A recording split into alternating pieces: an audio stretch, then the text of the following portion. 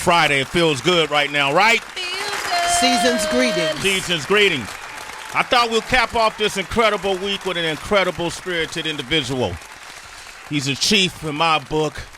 Chief Don't Run, if you will, ladies and gentlemen. Grammy-nominated artist who is so, in my opinion, listening to his music and watching his growth since we first started hearing him musically, knowing a little bit about his history and his education, and him having an affinity from one of the most, how would you say, celebrated regions on the planet, Northern California, the Bay Area.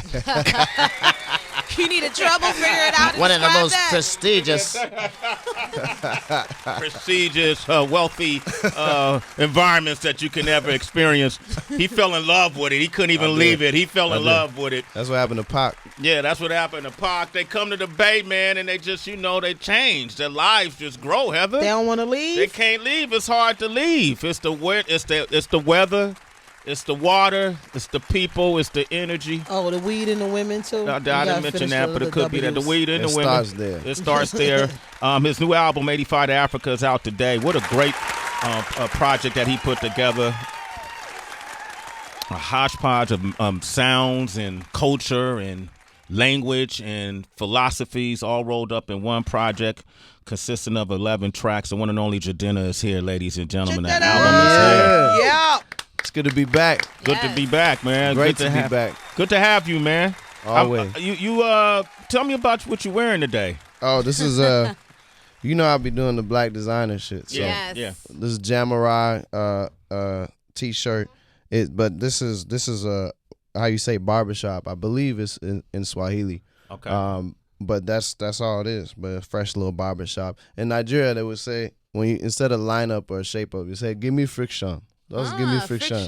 Give me friction here. So I just want to, I felt like it was appropriate for 85 to Africa Day. Yep. Okay, that's 85 to Africa Day? Yeah. All right. It's on theme. It's on theme. I know you've talked about it, but 85 to Africa is symbolic of the process you went through while creating this project, correct? Tell us about that.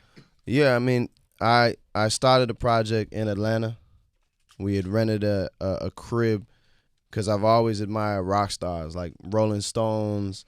They used to rent cribs in South of France. Like our South of France, in terms of music right now, to me is Atlanta. So I was like, let me go do the whole thing, a rapper crib. So we're paying the lease. Owner wasn't paying the mortgage. He forecloses. It goes to auction without us knowing. And I get that knock on the door. Mm-hmm. And my homie's standing in front of a few police officers. There's sheriffs in the cul-de-sac. There's a whole bunch of movers moving our studio equipment and everything out the crib. Mm-hmm. And they're like, yeah, you being evicted. And so that day, we leave. I have to go on tour. So I do the domestic or the tour shortly after. I go on domestic tour, and the tour then moves to Africa, and we're going to Addis in Ethiopia, Lagos in Nigeria, then Johannesburg, South Africa. When it was done, I was like, I might as well just stay here. I don't have the crib that we had before. Right. And that's how we took that I-85 from Atlanta to Hartsfield-Jackson Airport, went on a direct flight, which you can do from there, and went straight to Africa. So that's the 85 to Africa. But on a larger theme, beyond my stories, the highway across the Atlantic. Across the Atlantic. And how long does it take to get to Africa from the East Coast? It depends when you what go. What part, of course? West. So one of the quickest flights from here is to Dakar, Senegal. Mm-hmm. I did this a couple weeks ago. I went with NBA Africa, and we went to Dakar, which is amazing, by the way. Shout out to Amadou, Masai. Congratulations on your Raptors win. We went to Dakar, and one of the most beautiful things I've ever seen. There was this infinity pool that we had. Not that we had, but we were swimming in. And all you see is ocean. The Atlantic Ocean's out there. And beyond in the distance, you see jutting out from the water is a piece of land. And on top of that land is this big statue that's bigger than the Statue of Liberty. And it's obviously a black family. And it's a swole dude, like swole, like Zeus swole. Like muscular. And, and then Dwayne large Johnson. woman, and then a baby at the end. He's holding this baby. and then the lady's like floating, and it's a family, a Senegalese family that's floating, and that's their Statue of Liberty. Wow. That's their Statue of Liberty. Yeah. Oh shit! You see what I'm saying? Yeah, Like, yeah. so you understand? I'm swimming in a pool. Joel Embiid is over here. Like I'm and we just staring. Like, wow. If I grew up here, what would my mind state be? Oh my gosh. If that's my Statue of Liberty. You're right. So Right. 8 hours to get that, by the way, and not a lot of money. Motherfuckers always talking about, I'm trying to go there. Yeah, I'm trying to go. I saw you on the gram. I'm trying to go. You just spent that money on bottle service. It's the same amount. So just like that, you in the car. Longer flights are like to Lagos, like 10, 11 hours. The longest flight is Johannesburg. Yeah. So that's a He just came back from there. that's For, a. for, for Johan- Well, oh yeah. me, I Did just you came do back. the direct one? I didn't do the direct flight. We no, I was like, y'all just came back from there. We stopped in Dubai. Okay, yeah. We stopped in Dubai, and then we went down there, and they treated me. I was telling you this yesterday. They treated me like I was from South Africa. Probably am. You say something really interesting. If you had grown up in an environment where you saw that statue instead of the Statue of Liberty, how that might have affected you psychologically, growing up black in America. How do you think it does affect people? How you think it would have affected folks if they saw more of that imaging than imaging that doesn't look like them? We wouldn't live in hoods. Speak on it. You can't. Our worth is determined. Like our financial worth, our economic worth, the standard of living is determined by how we feel. Yes. You know what I mean? It's that simple. Like, you don't need to know economics to know that, like, we are on the bottom because we feel we're on the bottom. So when you see an image of power and these godly deities, a godly man, a godly woman, and a godly child, then you believe you a God. We ain't never gonna get anywhere worshiping other people's gods. Look at the lowest continents in terms of their money right now. You go to Africa, Latin America, the bottom two, right? Antarctica, ain't nobody there. The bottom two. If you think about it, those are the people that are worshiping other people's stories. The myths, we have to translate the Moses myth. Moses ain't us. You know what I mean? We have to translate from Arabic to Hebrew and then say this is ours and we are Christians, Muslims, Jewish people. Those are not our stories. Those are other people's gods. So you can't, if you have your own gods, then you can actually raise yourself to be God. What did you learn about religion in Africa prior to Christianity? Oh man.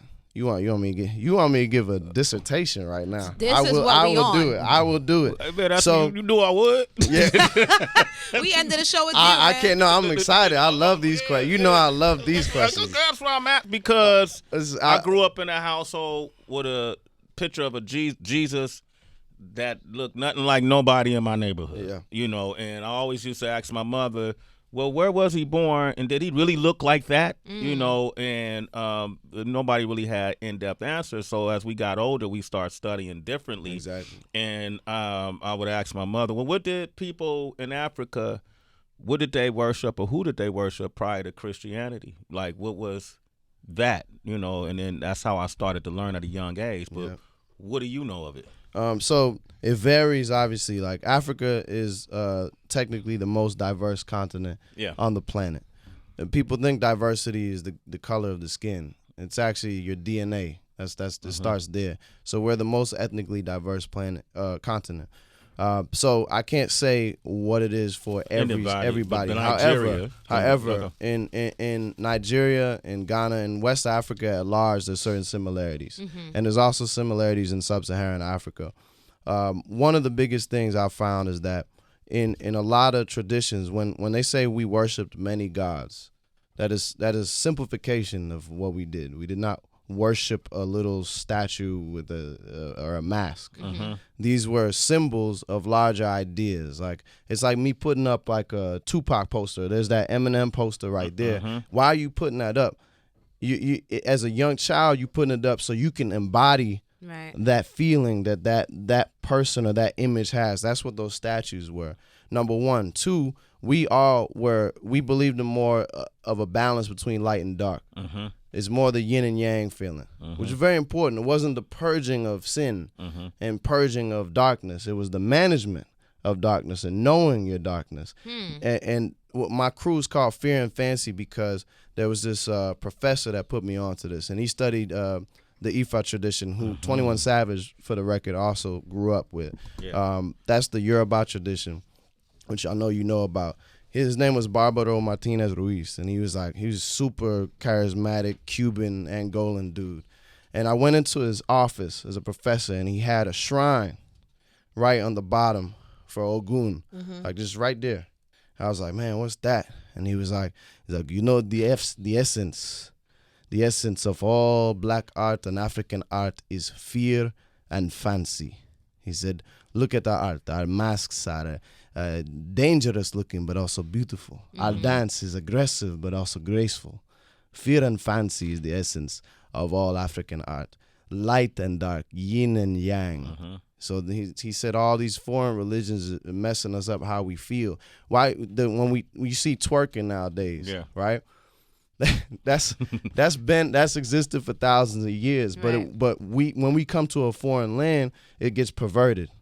So we think that everything we do feels like a perversion of it. But if you know that that's what you do, that's how you move your body. Seeing little girls at 4 years old, that's not necessarily wrong. Like I grew up in Nigeria first 6 years of my life. Young girls were moving like that. It wasn't called twerking. Do you know what it was called? It was just dancing? No, it was dancing. Okay. It wasn't, that's what I'm saying, it wasn't over-sexualized. Okay. We get here, our bodies have been over-sexualized. Everything, the black woman is hyper-sexualized, black man hyper-sexualized. So therefore, that's what I mean by perversion. Everything is twisted and skewed. So for all the original religions that I've studied, they had this balance that made you feel like, okay, I see the things in me. It's okay that I have it. This deity that I have, this little statue represents that.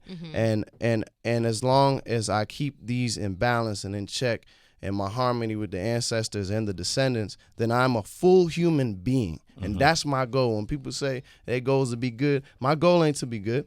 I'm not trying to be a good human being. One, I'm trying to be great. Yeah. Good is the enemy of great. Number two, I'm trying to be a balanced and harmonious human being. Very different. So that to me is a crucial difference between the black and African religions that I've studied and other religions. What when you speak about that, what triggered this was the symbolism when you went to synagogue and you saw this family, this statue, and you said, man, imagine if I had grown up with that in my face instead of the Statue of Liberty. Now we're the leaders. Now we're in positions. Now we're on the platforms. Now we're the influencers. We're the people that the kids and the youth follow. They look at you. They might, Chief, don't run. They say all hell to Chief when you walk in the building. I've seen you. You show me pictures of pop-ups that you do, day of pop-ups. He's been doing day of pop-ups to promote this album, 85 to Africa, which is out today, by the way, citizens. So make sure you get it. What kind of things have you done to counter the kind of imagery that we're growing up with in our communities in a positive way to affect us? Because most of the images we see are we seeing in the movie screen, we're seeing on the TV screen, out on the phone, on the internet. What can we do to counteract this? I mean, I think it's not rocket science. Like the way I start with our portrayal of women, it continues to be some pimp hoe shit. And we think that shit's fly, and it ain't. It's other people laugh at us. And then, like, I remember when I was 14, I was working at the mall, and now it's weird because this dude was like 48 at the, I don't know, he was in his 40s to me as a 14-year-old. He was probably like 28, but he was an older white man, and I remember him like on a break while we were breaking down boxes in the stock room. He was like, "So, he's like, I heard black women they're freaky deaky, right?" And I was like, "Wow." And I remember being as a kid like, I didn't know how to respond. He's like, "But I've heard like they're like wild and bad." You know, that's like, where did he get that? Right. We gave it to him. You know what I mean? So to the way to counteract is to have balance. I don't think there's nothing wrong with sex. Love sex, but you can't have these images of women where they look like props in videos. I hate that shit. I hate if anything in my video ever is like that. I'm always asking the director, like, why did you set them up like that? Give them something to do. Even if I'm in a bed laying with them, I literally, if you look at the Tribe video, there's a woman, she got a book. That's my real life. My real life, there may be 3 women there. I ain't fucking them. One has a book, one got a blunt, one might be hot, one might be thinking, one might be on a tablet. That's real life. No woman is just sitting there, right, like, waiting for your orders, doing all these whatever weird poses. Right. So those are the kind of things. And the same thing with men, like with being brutes. Yeah, people are a lot smarter than like. These rappers are smart, like very intelligent. The young boys and girls, men and women that come on this show are intelligent. The people that people even like. I was in the studio with Quavo. Let me tell you 2 people that have inspired me are sharp. I'll give you 3. They all work out of Atlanta. Lil Uzi Vert. That young man, he would make 5 songs a day. And I was slower. That's actually why I was inspired to go and live in Southern Africa and up my how prolific my game was because of Lil Uzi Vert. He was working so fast. That he's amazing, and his melodic IQ is high. Quavo, in the studio with Quavo, and the way he can engineer, he has a vocal chain, and all the engineers out there know what this is. The plug, he knows his plugins, his settings, like he was faster than the engineer in our session. Wow. So much so he would go on the computer. He was doing about boom boom boom boom boom. Then he would run to the booth. He record a bar because he does like the Lil Wayne style, like bit by bit, which now I do, which allows you to be free and off the top, but still have piece by piece. So that style, I got that from Quavo. But how intelligent he was with his chains and his vocal settings, that's what an engineer does. A lot of rappers are nerds, but people don't know that. So to me, to counteract that is to show the balance. You know what I mean? I know you have Ferg on here. Ferg is a brilliant dude. Yeah. So I think that as long as we show like all sides, and again, it's about balance. It is not about like being super woke or just super ratchet. All of us have the street and sophistication inside of us. And so as long as we do that and portray that, I think we're going to be better off for the next generation. Jidenna is here, man. 85 to Africa is out today. When you said it start with our women, you got a lot of.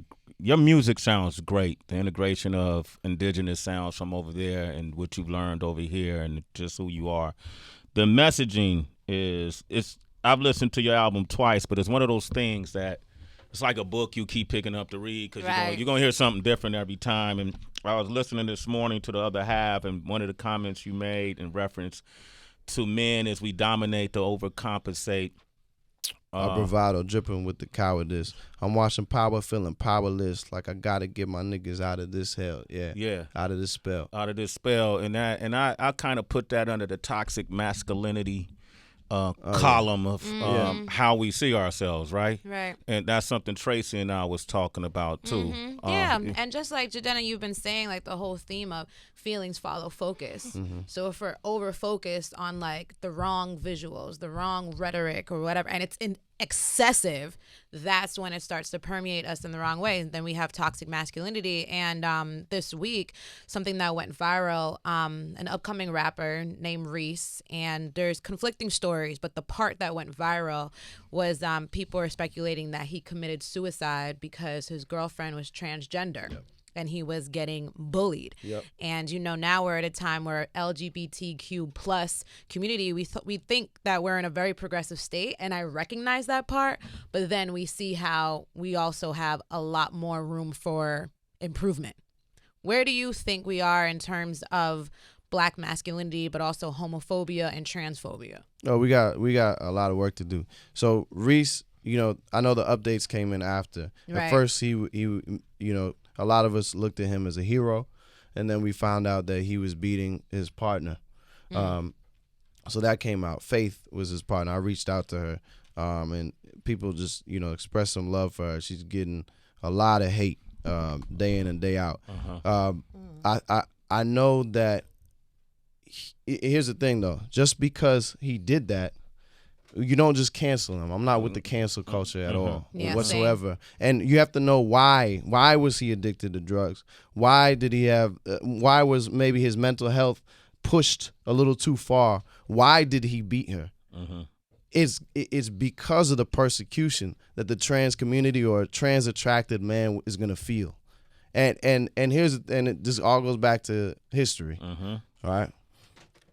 The whole idea that that black people are like our tradition to be black, or to even for Africans, because you hear these African leaders who are dressed in 3-piece suits, got an iPhone, speaking in English and not their native tongue, are saying that it's un-African to be homosexual. It's un-African. We don't have it. That was brought as a European import. Is not true. It's not true at all. In Uganda, the kingdom of Buganda at the time, before Uganda, there was a openly gay king. In South, if you go to the original cave paintings in South Africa, or Zimbabwe, actually, the Bushmen, the Bushmen as they call them, the cave paintings, you'll see homosexual acts in the cave paintings. Oh, wow. If you go to different communities in West Africa, there was different rites of passage where if a woman was with a woman or a man was with a man, that they were thought to be more powerful. This is not. There was never a time where this didn't exist, or that where it was just hands down. Everybody was not like you were not. Homosexuals were wrong. That's not actually an African thing, which means it's not a black thing. So what is a foreign import is actually the idea that this is somehow wrong, that what Reese was doing was wrong. That's the truth. Like, that's actual history. Y'all can Google it. You can look it up. Don't take my word for it. Right. Just look it up. Look it up yourself. And so to me, like, if you understand that, if you grow up knowing that, then you're not going to have those guys on the street bullying him. Then maybe he doesn't commit suicide. Maybe he doesn't beat her because he's beating himself inside. And that's what I say in the other half. I said, I love when rappers do it. I said, hold up. I said, I thought you about to kick a bar, son. I said, are we about to battle? I said, Y'all Yo, Jidenna came up here to battle? stupid. I said, boys pretending they men. Oh, I pray for my niggas surviving the pan. Demons taking my friends. Boys pretending they man. Bitch, don't fuck up my zen. My homie told me you violated her body, and shorty that put me on 10. She begging me now to add it to the list of the feelings I gotta keep in. Ain't that the root of the trauma? How we just lock up the drama. Fighting within, fighting without, fighting divided and conquered. The idea that you, like, all these feelings for men, that hurt people. So when you see men hurting women or trans folk or themselves, is because we don't know how to express that at all. And I'm still learning day by day. Right now, I'm probably the most, like, I have the thinnest mask I've ever worn in my life. And it feels great. I feel liberated. How did you get to that point? Like, what steps did you take? I read a lot of books. Yes, can you please recommend? I read a lot of books. And so I've recommended a few. I know there's the Way of the Supreme Man. I didn't read that one in full. Which one? The Way of the Supreme Man. I know that was on Nipsey's list. Rest in power. For me, it was King Warrior, Magician Lover. For me, it was Bell Hooks, We Real Cool. That really delves into black masculinity. That, I think, is like essential read for young black boys and girls and anyone in between, because it's not the thing you realize is not just a man thing. Like, patriarchy ain't just a man thing. Like, women also sometimes reinforce it. Perpetuate it. Yeah. I know women that are fluctuate between a feminist and a patriarch. Like, on one hand, it's like, like, respect me, equal pay. On the other hand, like, why ain't you paying for my nails? Like, why ain't you got a job, black man? Why ain't you up, black man? Like, those that kind of that doesn't help, actually. That reinforces it. It reinforces it. So we just continue. Then you feel shitty, and then that guy want to beat you or cheat on you. So that's how it works. So to me, it's like, how do we? And I think Bell Hooks had this beautiful analogy in that book.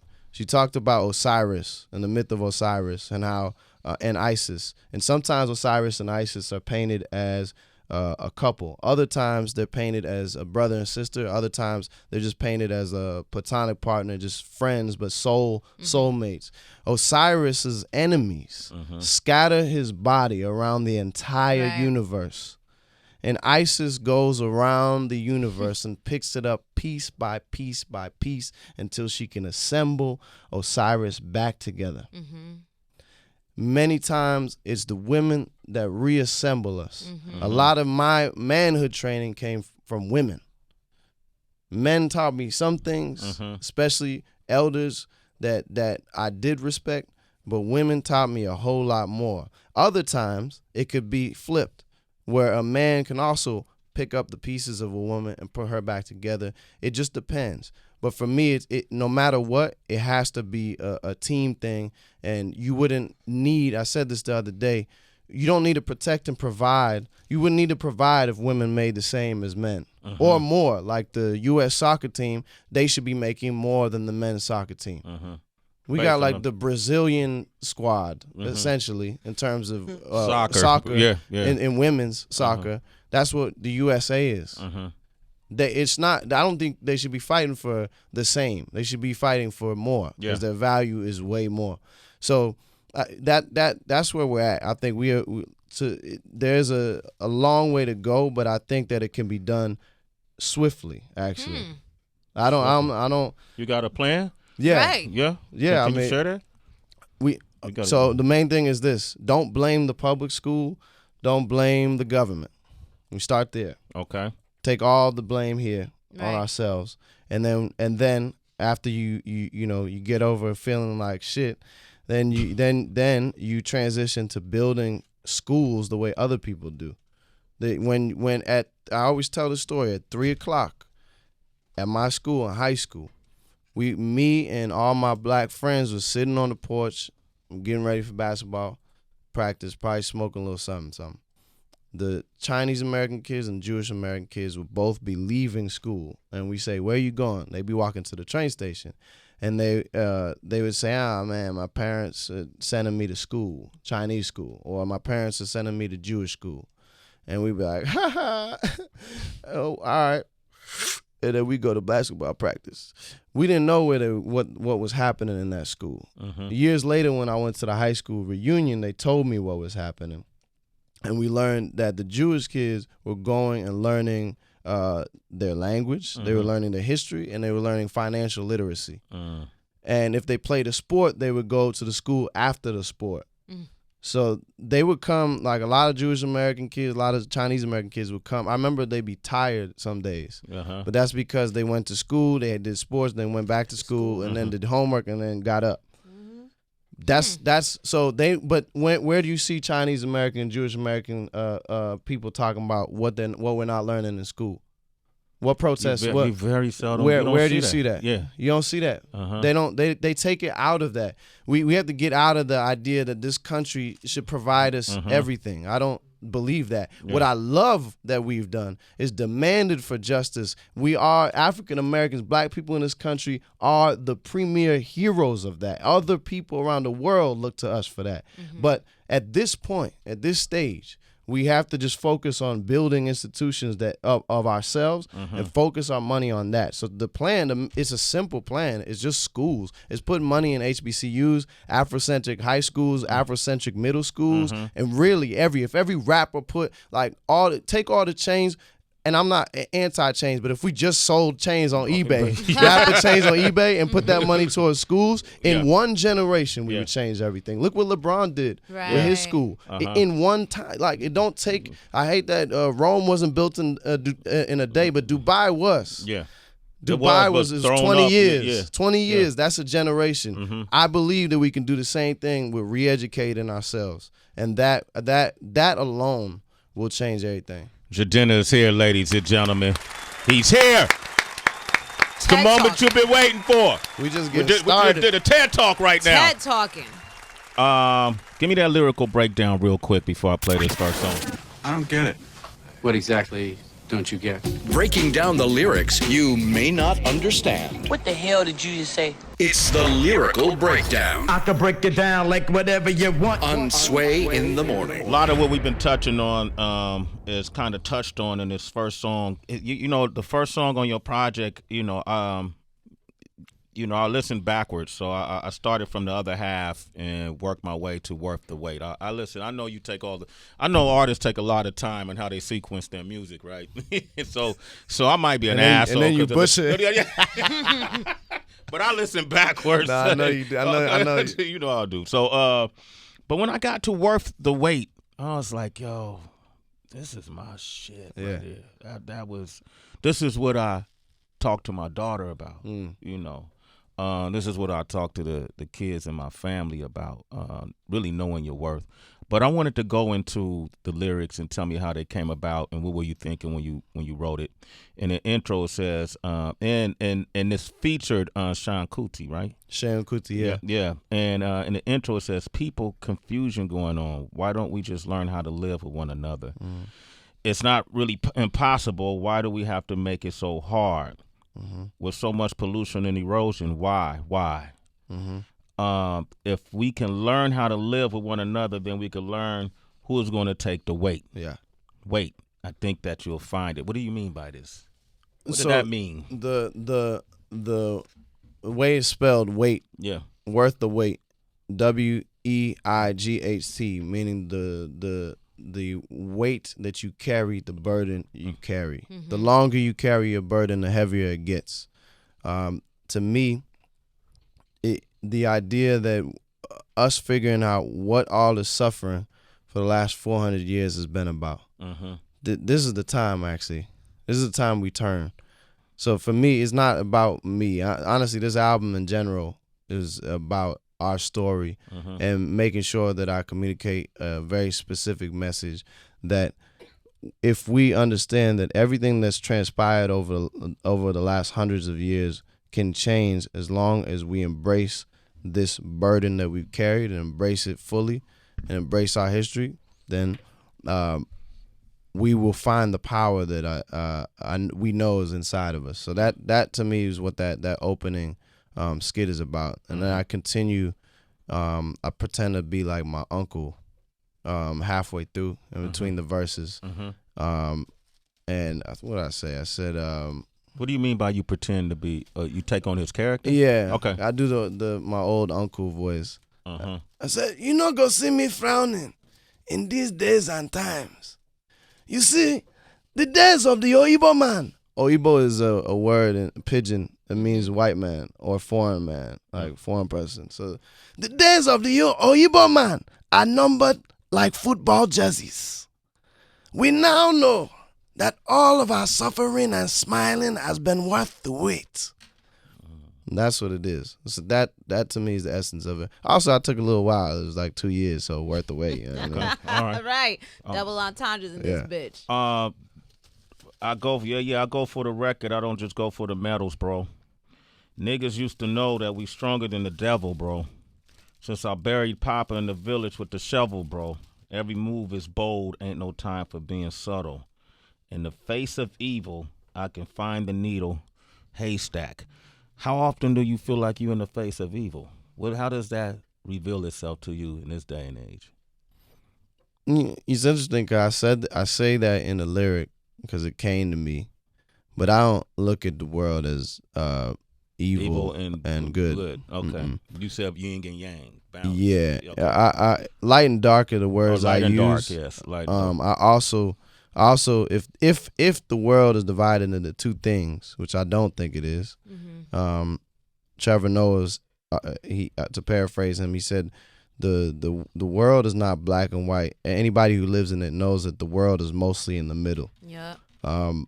But if it was divided into two things, it'd be divided between people that want change and people that don't. That's it. That's not a good and evil thing. It's just usually the people that don't want change, the world's working well for them. They want to hold on to it. And for people that's not working so well, they want change. So I mean that's kind of the catch. When I say the in the face of evil, Before writing this verse, I prayed. I had a shrine. I always have a shrine, but I pray over every song, and I pour libations, and then I channel a musical ancestor. I talk to him. Mm-hmm. So for this one, it was Tupac, and I asked him, and I gave him a blessing. I gave him a sacrament, and I asked him to write the song with me. And so sometimes phrases will come out, I don't know why. Because I myself don't walk around and be like, in the face of evil, Satan is on me. Like I don't think like that. However, I do understand but Pac would say something like that. I understand darkness. I understand that, and I think that constantly we're around that. But I think it's okay. Like it's the only way you see the light and really understand the light is by comparing it to darkness. So. What about if you're collaborating with a musical ancestor, but you don't agree with a stance they're taking? Yeah, Pac could have said something crazy to you. Okay, and let me say this for the record. Like, I don't think that like the spirit of Pac came in me, or I don't want it to. I get it. Yeah, I mean, it's more that like I open a portal for that, and whatever comes through, and I did that with Bob Marley in a couple tracks on this album. I did it with Nat King Cole on the last album for Bambi. So what happens if I don't agree? I mean, I try to just accept what comes. This project was I did not think a lot. I know like a lot of people are thoughtful. The vast majority of these records were made in one sitting. Wow. Yeah, okay. It's just like this one. When I talk about Quavo's method, I use Quavo's method. Right. It was like 1 to 4 bars at a time, and I go to the next one, and so I just built it that way linearly. So that's I don't know what happens. I think I just let it go. 85 to Africa is out today. Jidenna's here. I'm gonna open up these phone lines. You take a few calls, bro. Yeah. 888-742-3345. Worth the wait. Sway in the morning. Shade 45. The only thing that unites black people globally, the only thing we all have in common is that we are from Africa. See what I'm saying? You see what I'm talking about? Get this food. This food is out today rather. Get this nourishment. Get these minerals. Put it in your body. These vitamins. You lacking right now. You eating that plastic. The herbs. Get it. 85 to Africa is out today. Jidenna is here. We got Moochie on the line from Montreal. What up, Moochie? Moochie, baby. Moochie. What up, Mooch? Mooch, you there? Hey, Moochie. Hey. Yes, I'm here. Go ahead. Say hello to Jidenna. Welcome to the show. What's going on with you? Yeah, peace, brother. How you doing? What up, champ? Why you doing? All right. We're feeling very privileged to be on your show. Thank you, I'm not going to take too much of your time. I just want to comment on what the brother's saying. I really kind of agree with almost everything he was saying. He's very intelligent. I'm from Congo, Africa, from Kasai, and I'm born and grew up there. But I disagree with what he was saying about homosexuality, that it always existed in Africa. That's kind of a Eurocentric perspective on how we interpret African culture. African culture, almost all African culture, in majority, it's about life. Anything that goes against the creation of life and the increase of the population of the clan or the tribe is shown upon. It's kind of considered for a sorcery or a curse. In Africa, like you said, Africa is the most diverse continent in the world, genetically and culturally. Of course, you're going to find some cultures here and there that are different. Let's say you find cannibalism, people eating. You can find some tribes in Africa doing cannibalism, but are you going to say, okay, that's a normal thing? All over Africa, it always existed? Yes, it exists. You're going to find some things like that. But you cannot say, okay, that's the norm. It's always been normalized in Africa. I mean, that's not true. You can see, for instance, like, when I was young, even when I came in Canada here, you still see African people, like 2 African men holding hands, walking holding hands.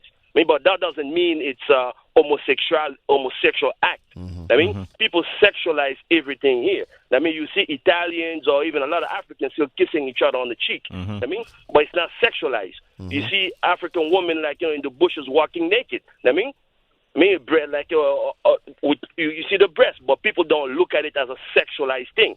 I mean, you see animals, like, companionship among animals. I mean, But it's not a homosexual act. People tend to sexualize everything here, even down to the kids. I mean, even down to pedophilia and all those things. Yes, it can be like the way they interpret pedophilia in Africa and here is not the same thing. I mean, the age of consent and the age of marriage in Africa and all other ancient societies is not the same thing as what people use as pedophilia here. Okay, so give them a chance to respond to what you're saying. All right. Okay. I appreciate your perspective. I actually agree with some of what you said, but you just need to Google it. You can look it up. I can give you a JSTOR account. I went to Stanford University. I have access to JSTOR, which is the journal, a real authentic journaling system where you can find real research. So if you don't trust the internet, you can go there too. I'll give you my account.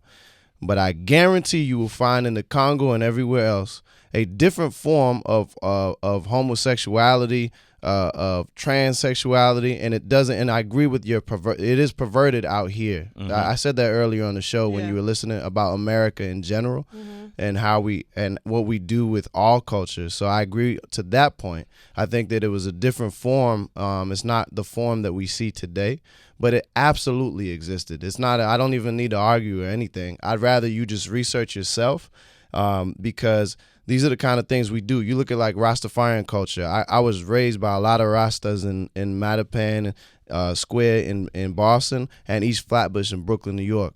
And there's in Rastafarian culture, just like in Jamaican culture, there's extreme homophobia, which I could never get with. I never understood that. And there's this idea of the lion. But go to the Museum of Sex in New York, and you're going to see some lions, male lions that are with other male lions, right? So it's we have to get away from this idea that it's a Eurocentric thing. It's just a part. It's actually a natural thing. It doesn't. Some people do it, and for me, like I think it's important that a man who doesn't identify as queer, a man who is not a woman, a man who's not in the trans community can still speak in support of other communities. I don't have to be a woman to understand that I have to support what a woman and listen to women. I don't have to be identify as queer to still vouch for this idea that we're talking about. So all I say to you is just look it up, research yourself, and I think you'll find what I'm talking about to be accurate. That's it. Hey, Moochie, won't you DM Jidenna at his social and then mention that you Moochie from here. Give out your social real quick, Jidenna. At JIDENNA. Just hit me. We can talk further, and then we can share stories of what we found. All right, Moochie. All right, because I research a lot about it too. So like it's a discussion that we need to have. In nowadays, I mean, because somehow like it's almost a question that is asked to any black stars, any black intellectuals, some of that agenda. What do you think about homosexuality? Yeah. We have many other issues affecting us that we are forced to address it in a way that, you know, if you say otherwise, you're kind of homophobic or you're full of hatred or whatever. I mean, but we have to understand our African culture of what it is. I mean, not to put it in this context here, we have to be ourselves. I mean, men have to be men. I mean, men have to be men. There's all kind of forces in human nature. I mean, there's all kind of forces, even bestiality. People like to have intercourses with animals. I mean, you're going to find it. But it doesn't mean because it's a human nature, it's natural. All right, but doesn't mean all those things. So Moochie, do the you should research. Bring Moochie up here. Moochie, but Moochie is in Montreal, man. Moochie, when you come to New York, Moochie, come see me, all right? Oh, shit. All right, man. You a citizen, Heather says, "Sway in the morning, damn dog." No, I don't know how people could disagree with it. I mean, even if you just Bible based, I mean, they talk about homosexuality in the Bible. Yeah. So it was there. It existed. Yeah. I mean, to Jidenna's point, it's been here. It's not this new thing. It's been none of this. None of it is new. It's been here. So. Yeah. All right. Come up, Moochie. Who else we got? We got BJ from Boston. BJ. I mean, look, I'm saying controversial. I know what I'm saying. Yeah. I don't think it's controversial. I mean, you talking about your research and what you discovered. Yeah, but I know what it is, especially for African cultures, Caribbean cultures, Black American cultures. I get it. Yeah, I get it. But somebody gotta say what it is. You know what I mean? Or we're gonna continue doing what we've been doing. Who's on the phone? We got BJ from Boston. BJ, what up? We going in the Sway in the afternoon right now, nigga. It's time to go home. Who else wants something? Okay, bye, BJ. BJ, real quick with this question. Hold up, man. Shit, Sway. BJ. You want some too, old man? Go ahead, man. What's your question? Beat him Hey, down. Beat first you off- down too.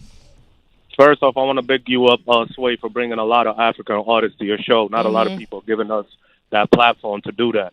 I know you had a lot of other people. AKA Jidenna. Casper, Mr. Easy, Burner Yes. Boy, Questa, Nasty Yes. C. I mean, we've had a slew of them. And Keep we're going to doing your thing, and continue. also congratulations on going back home yourself, Thank Sway. you. But Jidenna, big up yourself for coming back home from '85. All right, we met not that long ago out in Boston. You know what I'm saying? I'm proud of the work that you're doing. Peace, yeah. I just gotta ask you one question. So we all see that Afrobeat and the African culture is, and I'm proud of it because I'm East African. I'm from Kenya. I lived here half my life. I lived back home half my life. And how do you feel about the culture now? Like, how do we keep our African heritage kind of prevalent in the mainstream and keep it going so it's just not something that dies out at the end of summer when nobody wants to dance outside no more? You know what I mean? Study what dancehall has done and what it hasn't done, and then study what the Latin scene has done. There's a difference, and the main difference was that in Latin music, there was a lot of executives that took control and put themselves in positions of power. So it's really for Afrobeats, we have to have an Afro-wave, Afrofusion, every subgenre. We have to have real managers, directors, executives in these buildings, and we do. We're seeing it across the DSPs, the digital streaming providers and platforms. But that's how you do it. You have to get people in these rooms with the suits, and so long as you could do that, then we can solidify African music on the global mainstream culture, so it doesn't die out. I think also when I'm seeing African artists do the work that like in the U.S. you have to do when you promo, that's when African artists are coming on this show, that's a huge sign. You know what I mean? For a while I was telling, like early on, I would tell Burner, and then he did it.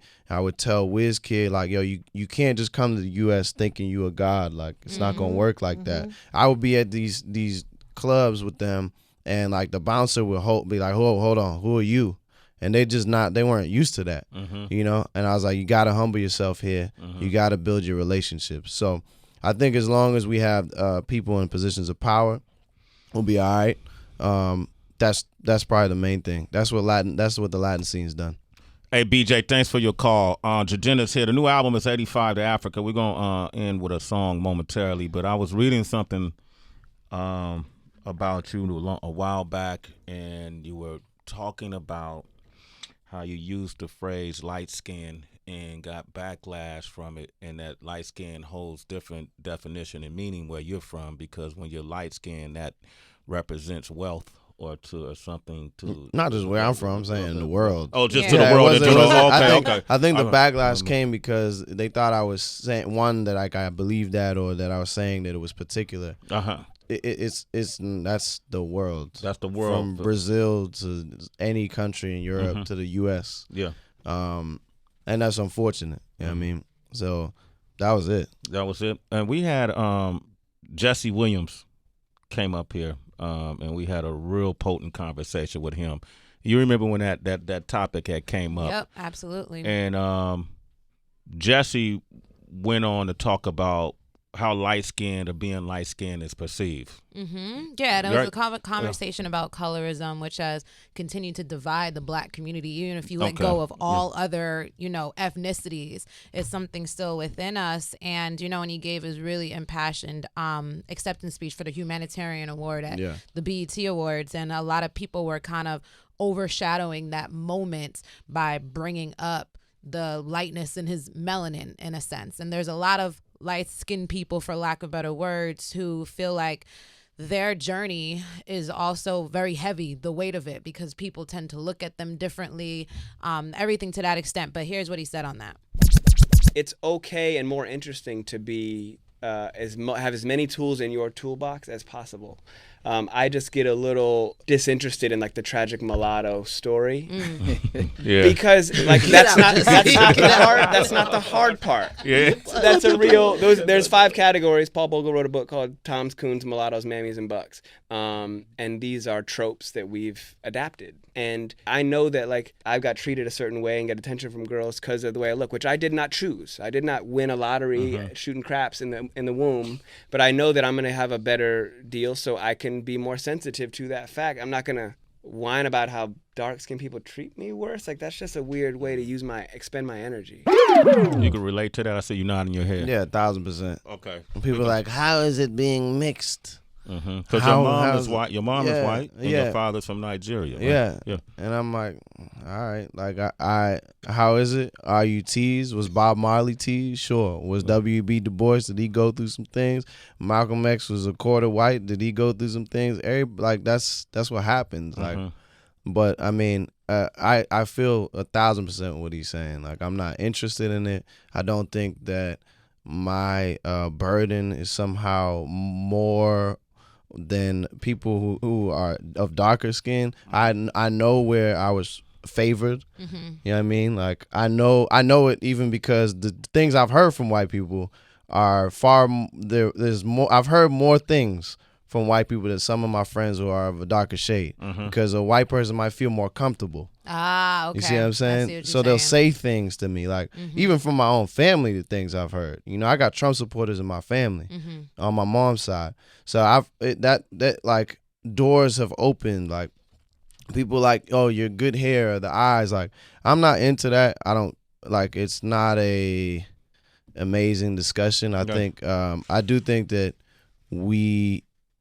I'm not going to say we need to move past it. I just think that we need to embrace that there's different shades of blackness. Well, it goes so deep. I've heard people argue about Colin Kaepernick's credibility to be speaking about social injustice from a black lens because of the color of his skin, or that because how he was raised. And how he was raised, and therefore your plight isn't even significant in what we go through in our lives. How do you feel about that? Yeah, well, I mean, I think if people look at a lot of the leaders we call black leaders in our history book, there's a good amount that were mixed. Yeah. A good amount. Like a solid, like the ones I just named, and then I can talk about the president and that a lot of your aunties and uncles got a poster of in their kitchen.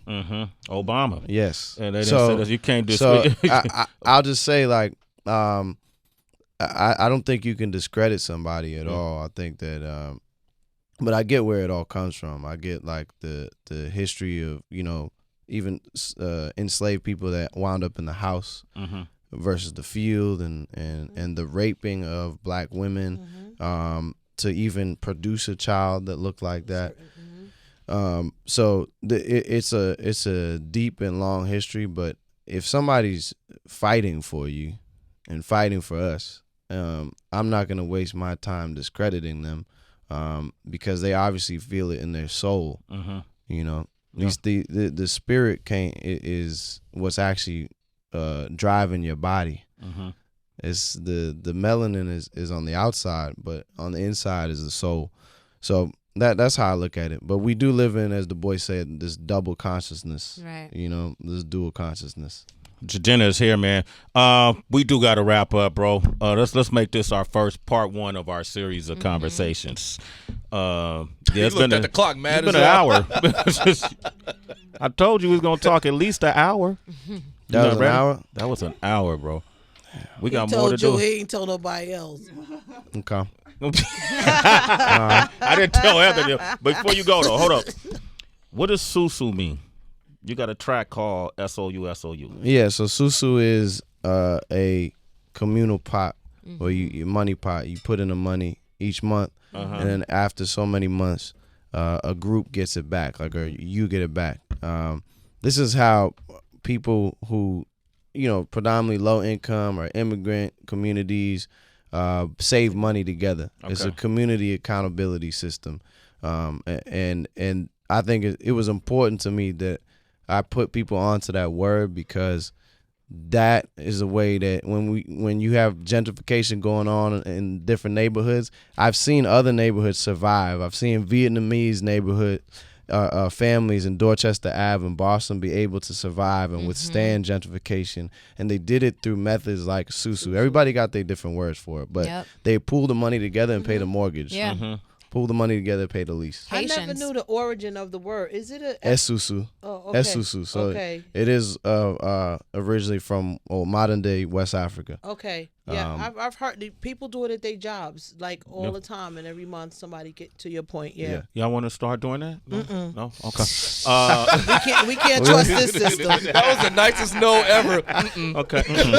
But that song, so I just the song is about sex and money. Yeah. Putting it back in.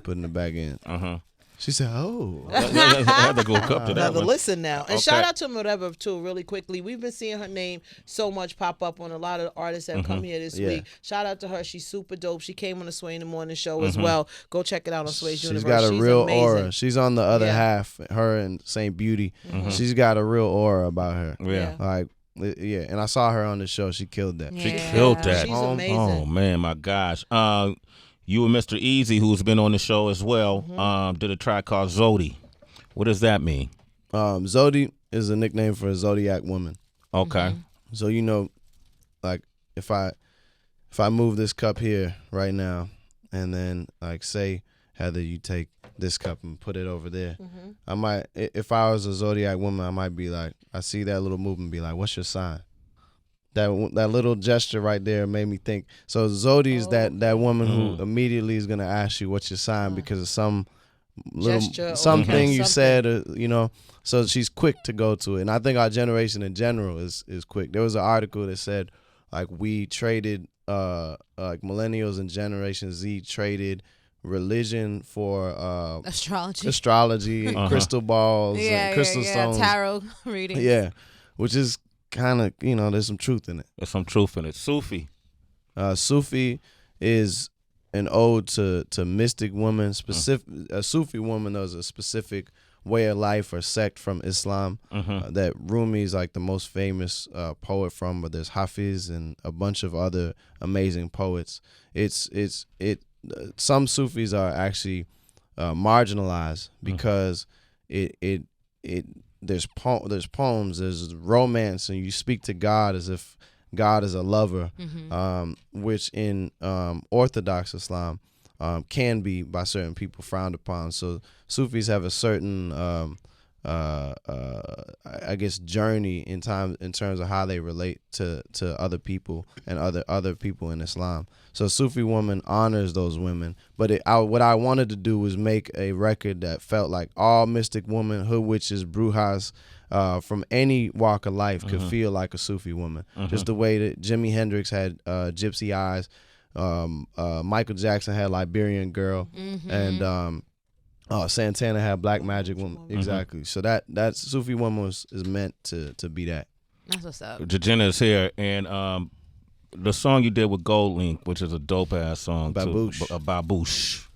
Yeah, so what is that Babouche? Babouche is a slipper originally from Morocco, but the Senegalese got their own version as well. I got my first pair at 116th Street in Little Senegal, and they just fresh. You know what I'm saying? That's why the song is on some fresh, like, I got my Babouche on 116th Street Babouche.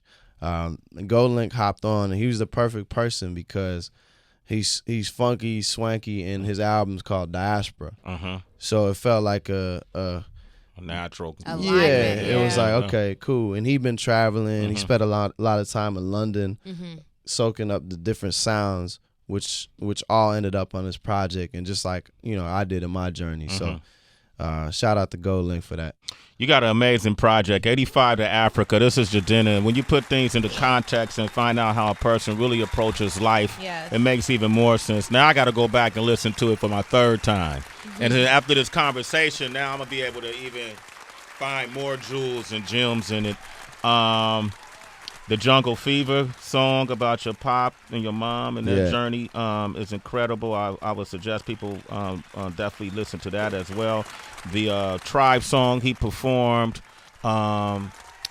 the Tribe song at MTV. Yep. And For TRL. which is airing tomorrow, Saturday at 10 a.m. So make sure you watch it. Get up, tell your friends, and the crowd went crazy. I don't even know if they knew the song.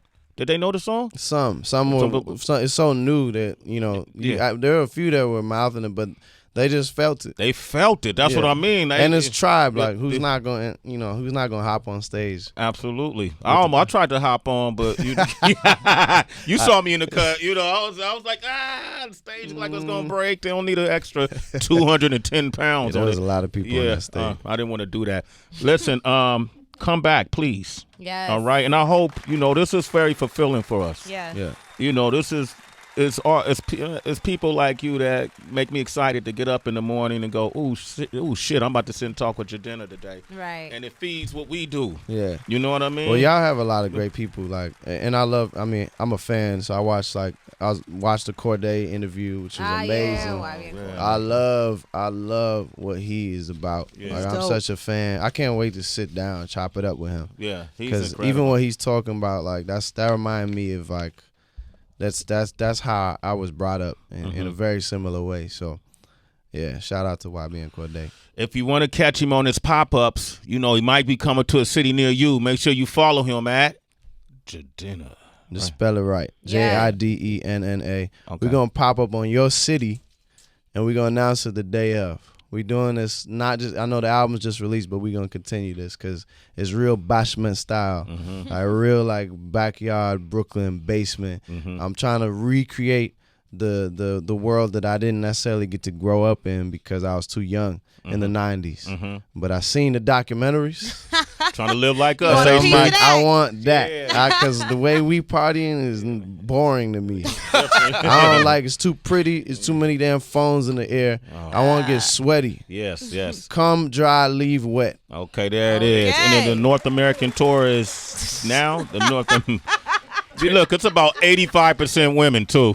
Go look on his IG. OQ is 85% women. It might be 90. I just don't want guys to feel alienated. It's that one dude. Yeah, it's like.